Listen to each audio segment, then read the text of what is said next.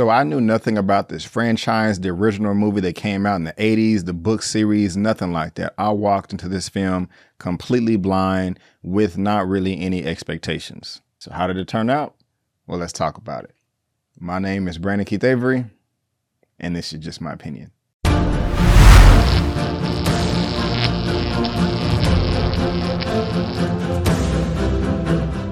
Hey, what's going on, everyone, and welcome back to another episode of Just My Opinion for my movie review for Dune.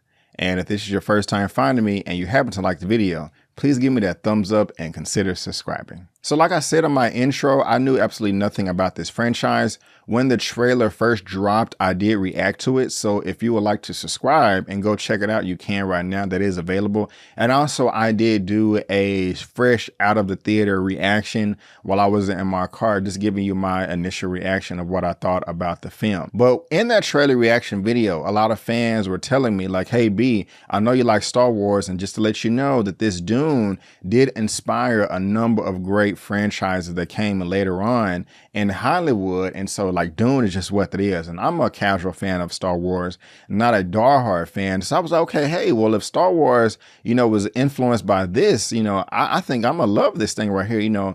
I'm really excited about it. Now, this film is being directed by Mr. Denis Villeneuve, and I am a fan of his work.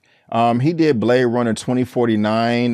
That was cool. I mean, it wasn't my favorite movie, but I did enjoy it. He also did Arrival, which you can see right here, which I am a big fan of, and also Sicario. There's a few other films under his belt that, I'm not really that excited about, but, I don't want to bash the man here, but Prisoners was really good too. So if you've seen that as well, comment and let me know what you thought about that as well. So like I said, this film seems like it would be something that I would get on board with. But before I get into all the nitty gritty, let me tell you exactly what it's all about. A mythic and emotionally charged hero's journey, Dune tells the story of Paul Atreides, a brilliant and gifted young man born into a great destiny beyond his understanding, must travel to the most dangerous planet in the universe to ensure the future of his family and his people.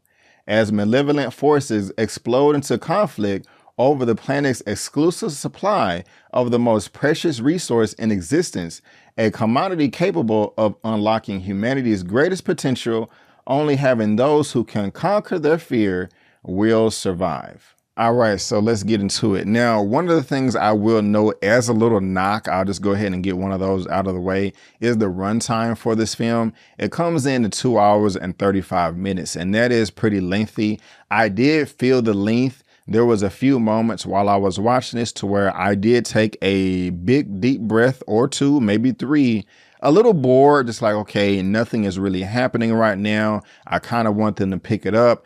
I'm not necessarily following the story as close as I want. But for the most part, that is really my only complaint about this film.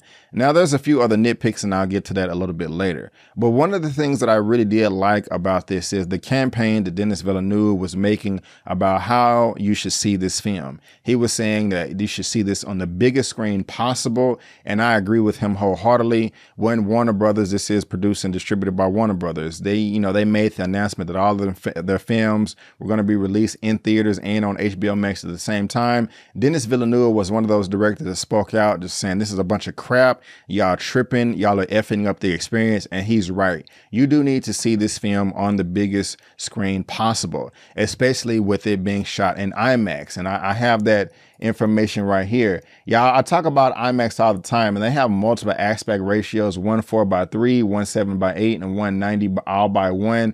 So when this is released on digital and hard copy Blu-ray, it's going to look beautiful, especially with this 4K DI right here, this 4K digital intermediate. I mean, like, I can't wait to see this when it's released on home video, because it's going to look freaking spectacular. But when I saw this, it was in LIMAX. It wasn't the real IMAX. It was still better than your typical average movie theater. I did the LIMAX to where the sound is great, but you don't really get the full 70mm aspect ratio. However, the screen was still big, and it did enhance the experience for me. So I just want to go ahead and tell you right now to please please watch this on the largest screen that you possibly can, because that will increase your enjoyment. The next thing that I like about this film is just the direction. I mean, not only does this man know how to film or shoot a film on IMAX, he just knows how to shoot a film and just makes it look beautiful. I mean, the scale and the scope from this entire production is just huge. I mean, we knew space was big, right? But it seems like after I watched this movie, space just seems even bigger. And not even that many scenes were in space. You know, there was a couple to where the camera is hovering over a planet. Of course, it's all computer generated, but it just still looks just so real, and just like you're watching it just like, wow. Watching this movie just really goes to show how small we are as human beings compared to everything else in the world, in the universe, because everything in this film is just massive. I mean, it's just miles and miles and miles and miles long just for like one structure. And I like that because it really does make you feel like you're stepping out. You know, it's just true escapism as you're stepping out of your reality and then you're stepping into another one just for, you know, an hour or two or three. And that's just wonderful. That is what a film is just supposed to do. And he did that very well in this film right here. Now, something else that I liked in this movie, and actually that I love, and that just has to do with the cast. The cast in this movie is like freaking incredible. They have everybody in this movie. It's ridiculous. And when I say everybody, I mean everybody. You have Timothée Chalamet right here, Rebecca Ferguson, Zendaya, who is not in the film that much, and I'll talk about that later on. We also got Oscar Isaac, Jason Momoa, Stellan Skarsgård, Josh Brolin, Javier Bardem. You know, we even got a sprinkle of black people in here. Sharon Dukin Brewster, she was cool. Dave Bautista is in this thing well, and then just, you know, Babs Olusegun and Benjamin Clementine. This guy right here was cool. You know, I liked him for the most part. I just wish he had a little bit more screen time, but pretty much everybody that I named right there did a great job in this movie, especially Dave Bautista. You know, like, of course we know him. He used to be a wrestler. And every time I see him in a film, whether it's Guardians of the Galaxy, I Spy, whatever, he gets a bit better and better and better. Like, I am really starting to respect him as an actor. And the thing about it is he's very humble. He knows his reach, he knows his range, and he's never trying to step out of his boundaries. But in this film right here, he barely had a few lines of dialogue, but when he had them, he really did deliver the goods. I was convinced, and it looks like he's on the villain side. Please do not try to get me to name the names of the bad guys in this movie, because I don't remember. If I hear somebody saying, I'm like, that's it. But, you know, I was trying to follow it. But when I saw him in his costume and his makeup and his get up, I was like, you know what? He looks like a force that you don't need to F with. Now, again, this is being based off of a book. There's more than one book. I haven't read them. And I believe, correct me if I'm wrong, respectfully in the comment section, that this film just centers on the first book. With him not having that much screen time in this movie, as well as Zendaya, I'm pretty sure that their roles are going to pick up significantly in the sequel, which I'm sure is to come if this film is successful.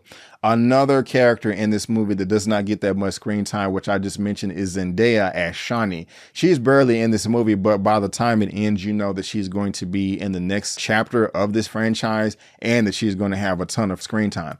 I am a fan of Zendaya and Dave Bautista. I just said that, but it was nice to see them added into this film. I really did enjoy that. One of the people that spoke out to me the most, it wasn't even the main actress, Timothée Chalamet, who plays Paul. It was Oscar Isaac, his father, Duke Leto Atreides, and I'm pretty sure I'm butchering the names. When we're getting to know all the characters, I really did enjoy the relationship and the dynamic between these two characters right here. I mean, it spoke volumes. It was a beautiful son and a father relationship, as also just like your predecessor and your heir, you know, the person that's going to come and take all the reins right from under you. And the way that Oscar's character, Duke, handled that and didn't really blur the lines between the father and son relationship, I really did like that. I mean, we've heard that speech before, you know, great leaders, you know, don't seek to lead, you know, they're called to lead. And, you know, we've heard that delivered before, but it had a little extra spice to it in this film when, you know, when it landed. And I really did like that. And he was just like, you know, hey, if this is not the path that you want, it's okay. Just give it a try. And all I want you to be is just who you are. And I'm paraphrasing that. This is not exactly what he said, but I would have said to myself, like, wow, I really do like that. That's just dope as hell. I'm loving it. I'm loving the relationship between them.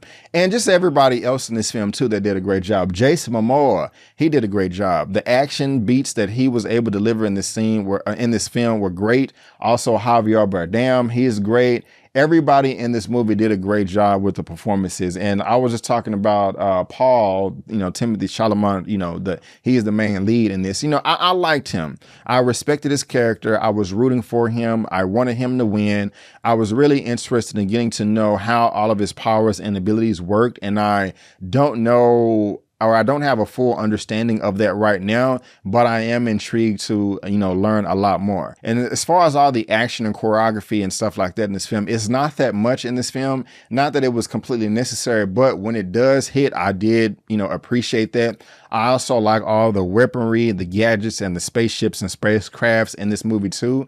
They had this one flying device that looks like, I don't know, like a mechanical dragonfly, and I thought it was pretty cool. They also had these, I don't even know what to call it, but it was just a big device that, tries to mine resources called spice, and just kind of send the mechanics of how that worked and the engineering, and how if there's a threat coming, which I'll get into in a second, how they have to abandon their mission, pick it up, and what happens if the cables break. All of that is just really intriguing to me. It really had me at the edge of my seat, like, wow, I'm really interested in how this is going to play out.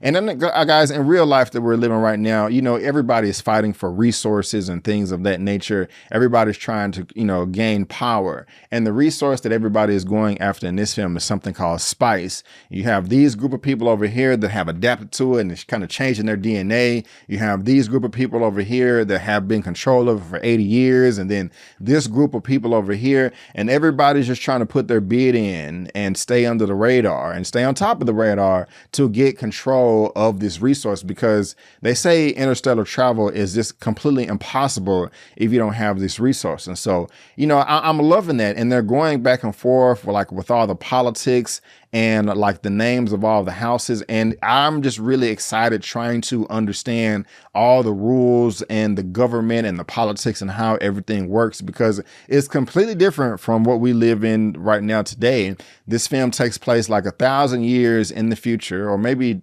almost, I'm thinking like 8,000 or 9,000 years into the future. So everything is just completely different. I mean, that they're talking about, man, we have plans that we planned out for centuries. That's how long people are living, in this film. And just like I was saying earlier in this review, it's just that this is the best example of escapism, to where you can just, escape your reality and go into some interstellar world across the universe, to something else, and just really, really enjoy that. There was also a lot of deaths in this movie as well that I did not expect from some big names in Hollywood. I'm like, man, I guess they're not going to come back from the sequel, but of course, I'm not going to spoil that for you here. But guys, this is, and you probably heard everybody say that this is a wonderful science fiction fantasy epic. Even with there are points where I was a little bored in this 2.5 hour movie. It was just a few moments. By the end of this, I was just saying to myself, wow, I want to see more. I want to see where these characters go. I want to see how they develop. I want to see how this story plays out. And like I said, especially with the way it ended, when these giant worms are going through the sand and just wreaking havoc. I'm loving all that and kind of wanting to see what their motivation is. The people they attack, but the people that they get along with as well. The CGI, the computer, the animation, the cinematography, all that in this film, the effects were wonderful. Everything looked real. Everything looks so big. When we're in a building, a corridor, or whatever, when we're looking at a spaceship, it's just huge and it looks real. I know it's not real, but I'm like, man, like, how did you do this? I really felt like they built out all these sets, but that would be impossible or cost so much money that would be unnecessary. And the budget for this was like $165 million, I believe. But while I still don't understand everything that went on in this film, and I was a bit confused here and there, I still did understand enough where I got a decent understanding of it, and I'm interested enough to see what's going to come next in the next chapter. You know, I am that engaged. I am intrigued. I will go ahead and give my rating for this at the very end, but guys, I just want to let you know that that is just my opinion, and I want to thank you so much for tuning in. If you did enjoy this review, this commentary, please subscribe to my channel. Help me reach 35,000 subscribers, and also give me the thumbs up. And if I had to rate Dune out of a 1 out of 10, I'm going to give this film, I'm going to either give, right now I'm going to give it a 7.5 out of 10, a 7.5 out of 10. I do want to see it again. I may give it an 8 if I see it again, but right now that's just where I am comfortable. But guys, again, I just want to thank you so much for tuning in. And before you go, don't forget that my name is Brandon Avery, and that's just my opinion. Peace.